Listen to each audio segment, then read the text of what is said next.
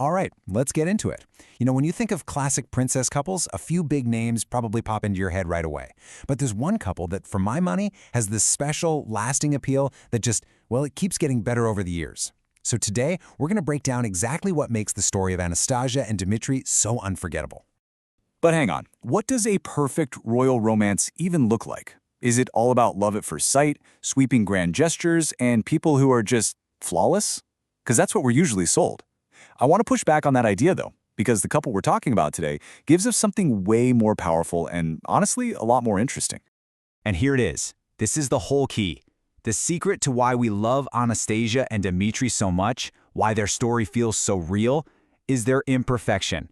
All their flaws, their messy pasts, their complicated feelings, those aren't weaknesses in the story. Nope, they are the entire point. So first things first, let's talk about who they are as people. Because unlike so many other royal characters, they aren't just their titles. They feel like actual human beings who've been shaped by some serious trauma, and that makes their connection so much more solid. Okay, so look at this contrast, because it says everything. On one side, you have your typical idealized royals. They're gorgeous, they're kind, they're almost on a pedestal, right? They feel more like symbols than people. But then, you've got Anastasia and Dimitri. These two are outsiders. They've been shaped by loss and have had to fight to survive. They're messy, they're flawed, and because of that, we can actually see ourselves in them. They're relatable. Let's start with Anastasia. She's not some princess just waiting around in a tower. She's an amnesiac who's actively out there trying to figure out who she is. Growing up in an orphanage made her incredibly stubborn and independent. She uses that sharp tongue of hers as a shield to hide how vulnerable she really is.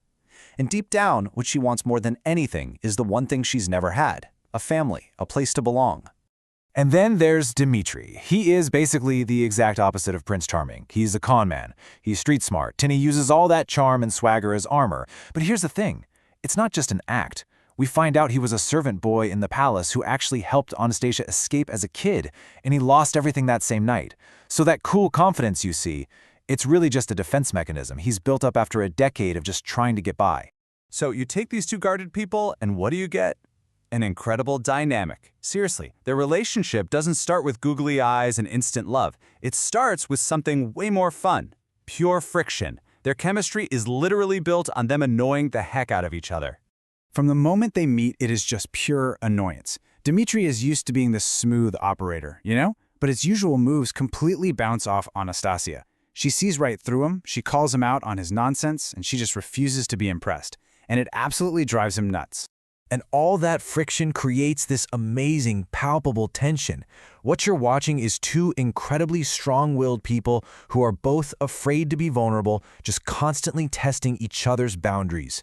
Neither one is willing to back down, and that constant push and pull just creates this simmering energy that you can't look away from.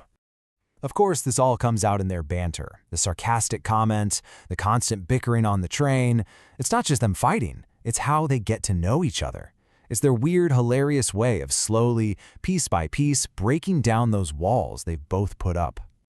And their friend Vlad just nails it. He sees exactly what's going on. They are both so stubborn that they would rather argue all day than admit what is completely obvious to everybody else. Underneath all that fighting is this massive, unspoken attraction that they are both trying so hard to deny. Which brings us to the next amazing piece of this puzzle, the slow burn. See, unlike those insta-love stories, their relationship feels earned. They don't just declare their love in some big speech. It's built quietly, over time, through a bunch of small but incredibly meaningful little moments. We don't have to be told they're falling in love. We get to watch it happen, step by step. There's that impromptu dance lesson on the boat, where they almost kiss. And when he comforts her after a nightmare, he drops his whole cool guy act and shows he actually cares. He buys her that stunning blue dress. Then at the opera, they share these looks that say way more than words ever could. And that quiet little moment where he blows a kiss to her window? Each one of these moments builds their bond and makes it feel so real. Okay, we have to talk more about Dimitri for a second because his character is just so brilliantly written. You see his true feelings for her, not when he's being cocky and in control, but in those little, almost awkward moments where that confident facade just completely shatters whenever he's around her. The proof is all in his reactions. Think about that little gasp when she gets right up in his face on the train. or the way he gets all flustered and stumbles over his words during their dance. And that look on his face at the opera? Just pure awe. These tiny, unintentional moments show you that this confident con man is actually super nervous around her. It makes him so much more human, and it makes his feelings feel way more genuine than any big speech ever could. All of this builds and builds until we get to the most powerful part of their entire story, Dimitri's genuine change of heart. His transformation isn't just a side story. It is the key that makes their love story so timeless and so satisfying. This line right here, it says it all. When he turns down the reward money, this is how he explains it. He's not just saying he changed his mind. He's describing his entire journey, from a guy chasing money to a man who found something that's worth so much more. And let's be crystal clear about what he's giving up. 10 million rubles. That is a life-altering fortune. This isn't some small gesture. It is a massive sacrifice that proves, beyond any doubt, that his love for Anastasia is now more valuable to him than the very thing he's been chasing his whole life. Now, this is a really important distinction, so pay attention. Anastasia never, ever asks him to change. He doesn't do it just to win her over. He changes because knowing her and falling in love with her inspires him to become a better person.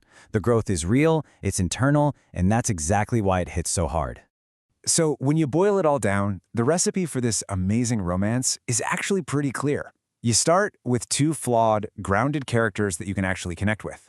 You build a relationship on a foundation of friction and witty banter. You let their love be an earned, slow burn. And you anchor the whole thing in real character growth and meaningful sacrifice. It's a formula for a romance that feels like the real deal. Which kind of leaves us with one last question to chew on. Maybe the perfect love stories we all think we want aren't the ones that start out perfect. Maybe what makes a story really last is watching two imperfect people with all their baggage and all their walls up slowly and messily find their way to one another. Maybe a flawed beginning is the secret ingredient after all.